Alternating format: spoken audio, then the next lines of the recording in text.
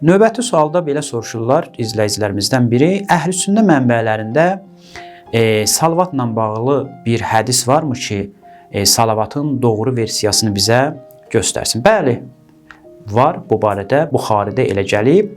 Səhih Buxaridə var bu, Davat kitabında. Orada gəlir, hətta bir nəfər şəxs Həzrət Peyğəmbərdən soruşur ki, ey Allahın Rəsulu, biz sizə necə salavat deyək? Həzrət Peyğəmbər buyurur, bu cür salavatı deyin. Yəni, əgər istəyirsiniz mənə salavat deyəsiniz, bu cür salavat deyin. Allahumma salli alə Muhammedin və alə əli Muhammed.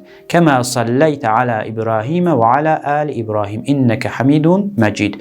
Allahumma barik alə Muhammedin və alə əli Muhammed. Kəmə bərəkdə alə İbrahimə və əli İbrahim. İnnəkə hamidun məcid. Diqqət eləsəniz, bu salavatın içində 2 dəfə Muhammed və ali Muhammed təkrarlanıb. Lakin Buxari ki, bu hədisi nəql eləyib, heç bir yerdə, Buxarinin heç bir yerində Həzrət Peyğəmbərə salavat deyəndə Ali Muhammədi gətirməyib.